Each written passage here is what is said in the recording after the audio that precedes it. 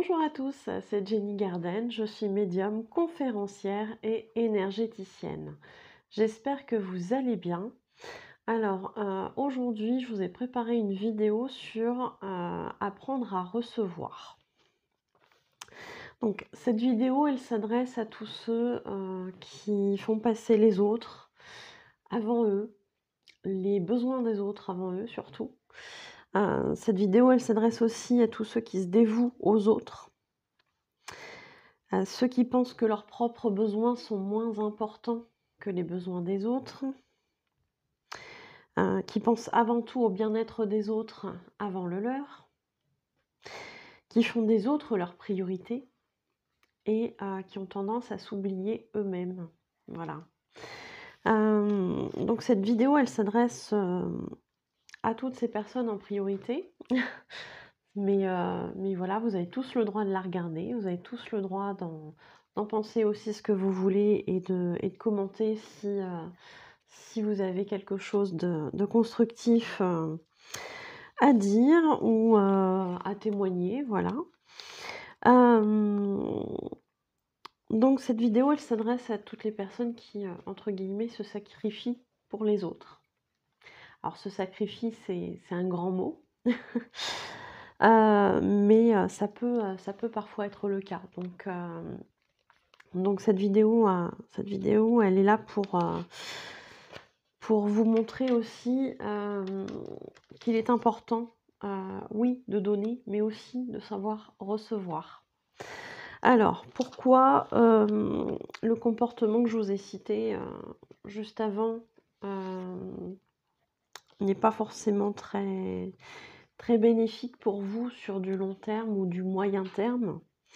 Parce que tout simplement, quand on fait passer les autres avant soi, parce que voilà, on s'oublie, on ne s'accorde pas de valeur, eh bien ça entraîne au fur et à mesure du temps une dévalorisation de soi-même. Ça entraîne une perte de confiance en soi. Ça peut nous apporter des relations toxiques, abusives,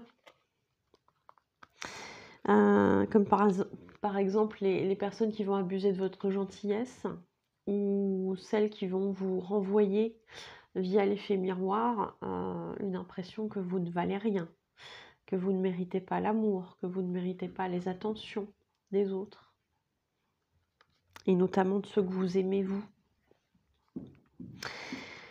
Malheureusement. Il arrive une prise de conscience sur la raison de pourquoi on en arrive là. Alors pourquoi on en arrive là? Tout simplement parce qu'on peut être en dépendance affective. Bien souvent, ça date de l'enfance. On peut avoir un besoin de tout faire pour se faire aimer des autres. Et ça, c'est souvent relié avec la dépendance affective. On peut avoir besoin de se sentir utile. On peut avoir besoin de combler un certain ennui dans sa vie. On peut aussi avoir le syndrome du sauveur, syndrome du sauveur sur lequel j'ai fait une vidéo, donc je vous la mettrai en haut à droite. Donc c'est pas forcément des listes exhaustives que je vous donne là, mais ça va permettre quand même de repérer certaines choses, je pense. Et notamment de voir si vous êtes concerné ou si un de vos proches est concerné par ça. J'ai envie de dire merci. Merci aux situations, merci aux personnes qui nous font avoir ces prises de conscience sur nous-mêmes, de ce sacrifice que l'on s'impose souvent à soi-même, tout seul, parce que les autres ne nous demandent pas ça en général. Et toutes ces personnes aussi qui nous font réaliser que nous avons plus d'importance que ce que l'on croit, que l'on mérite l'amour, les compliments, les attentions, toutes celles que l'on n'a pas eues avant, par exemple, de la part des autres. Bref, merci à ceux qui nous font prendre conscience de notre propre valeur. Parce que oui, souvent, quand on a vécu des expériences comme ça par le passé, où on s'est beaucoup sacrifié pour les autres, où on a fait passer les autres avant nous, il arrive un moment donné où une personne, une situation arrive dans notre vie et nous fait prendre conscience que l'on mérite peut-être un petit peu mieux et que l'on mérite au moins de recevoir des attentions, des compliments, de l'amour, tout simplement, peu importe la forme sous laquelle ça se présente. Alors c'est souvent des personnes qui nous font réagir comme ça, qui nous font prendre conscience de ça. Et pour quelqu'un qui n'a pas l'habitude de recevoir, parce qu'on est toujours dans le don de soi, de temps, d'énergie, on va avoir tendance à peut-être se méfier, parce que c'est vrai que dans le passé, à chaque fois qu'on a été gentil avec nous, c'était pour nous demander quelque chose derrière, nous demander une faveur, un service. Donc on va être dans la méfiance, parce que les personnes qu'on a laissé nous donner avant, finalement, nous ont peut-être fait souffrir aussi. Donc on va se méfier. Et puis pour des personnes qui n'ont pas reçu ou très peu depuis très longtemps, ça peut être très déroutant. Ça peut être très très très déroutant de ressentir ça, d'accueillir ça. Parce qu'il y avait toujours quand même cette notion d'intérêt derrière avant, hein. Donc voilà. Alors il existe plusieurs façons hein, de se réouvrir à ça. Je dirais qu'il ne faut pas se fermer, pas fermer son cœur, parce que par rapport à avant, par rapport au passé, par rapport à ce qu'on a vécu en termes de souffrance, dans le passé, effectivement, on a pu se fermer, on a pu fermer notre cœur, on a pu se refermer soi-même aussi hein, sur soi. Et effectivement, le meilleur des conseils, ça va être de réapprendre à s'ouvrir de nouveau à tout ça. En n'attendant rien finalement, mais à accueillir, être dans le moment présent et accueillir ce qui se présente en termes de cadeaux, en termes de compliments, en termes de gentils mots, gentilles paroles, de mots réconfortants, en termes d'amour aussi. Donc apprendre à se détacher des souffrances passées pour accueillir l'abondance d'amour, peu importe la forme sous laquelle il se présente. Se rappeler aussi, que tout le monde n'est pas à mettre dans le même sac. Parce qu'on a tendance justement, quand on a souffert, à catégoriser les personnes et à dire « Oh, ça c'est une personne, c'est peut-être un beau parleur, c'est quelqu'un qui va me faire du mal, c'est quelqu'un qui va me faire souffrir. » Donc, zou, allez, toi t'es dans la case là, t'es dans la case du méchant, je veux pas de toi. Et c'est pas toujours ça, c'est pas toujours vrai, c'est pas toujours un ressenti qui va se révéler véridique. Vous avez des personnes qui vont vous faire voilà, vous dire des mots, des choses que vous attendez depuis longtemps et que vous n'avez peut-être pas eu. Et oui, vous allez peut-être avoir une certaine méfiance, mais c'est pas forcément... tout le monde n'a pas forcément de mauvaises intentions. C'est ça que je veux essayer de vous faire passer comme message. Ça demande beaucoup de courage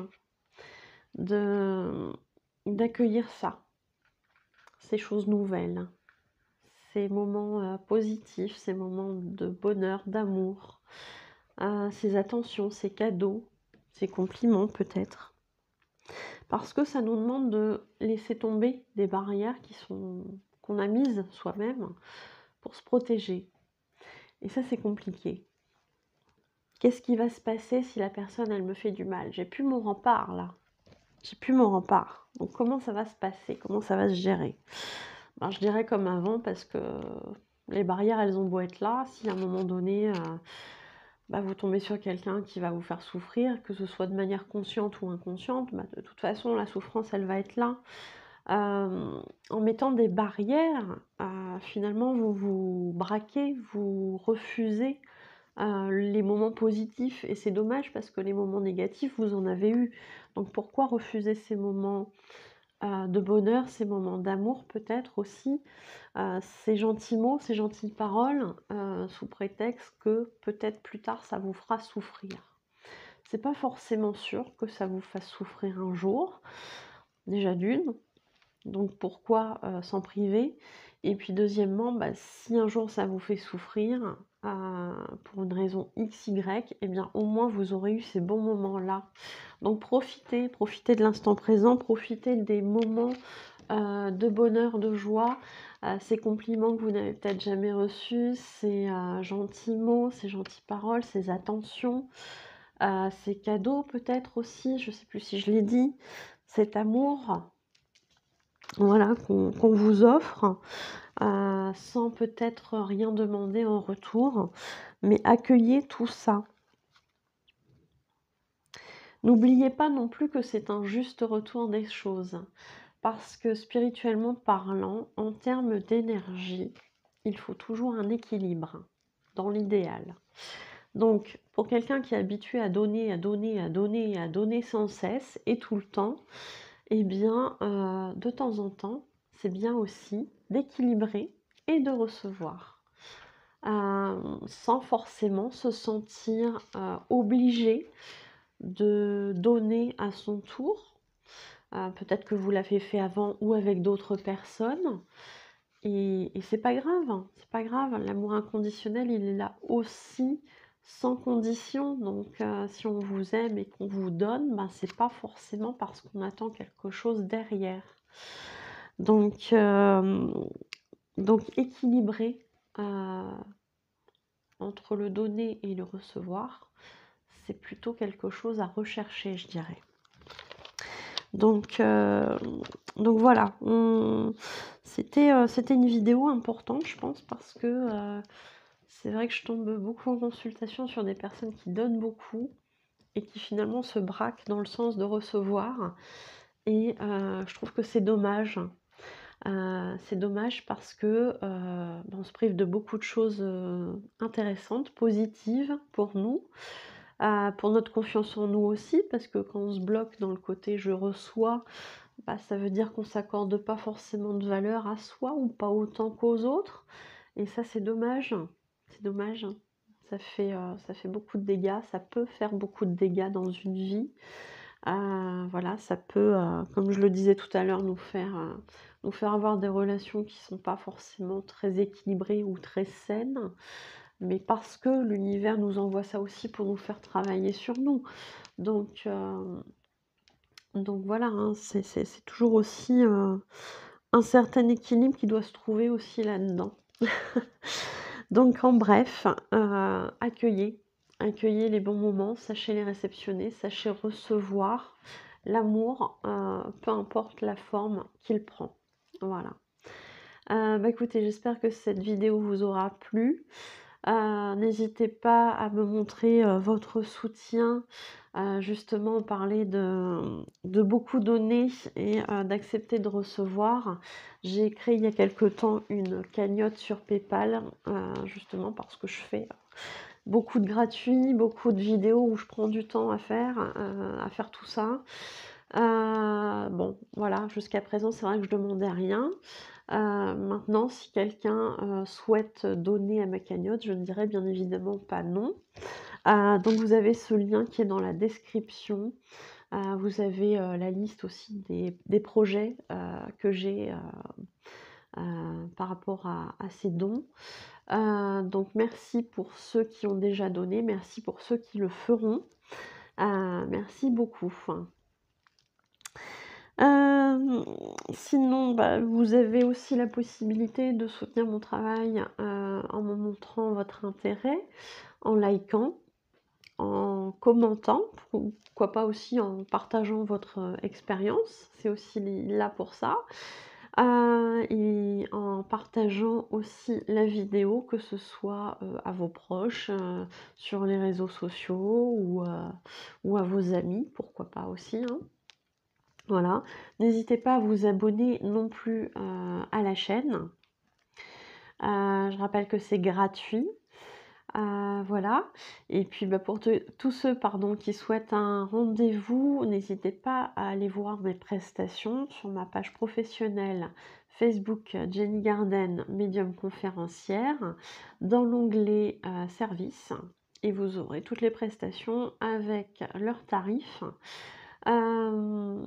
Et puis, bah, voilà, pour ceux qui souhaitent prendre un rendez-vous, que ce soit pour une voyance, une guidance, un message défunt, un soin de libération des blocages karmiques, que ce soit pour une interprétation des rêves, un message des guides, un message de votre flamme jumelle, un nettoyage, énergétique des lieux ou des personnes, et cetera et cetera. N'hésitez pas à me contacter aux coordonnées qui se trouvent à la fin de la vidéo. Je vous remercie de m'avoir écouté. Je vous souhaite une bonne journée ou une bonne soirée et je vous dis à bientôt. Prenez soin de vous.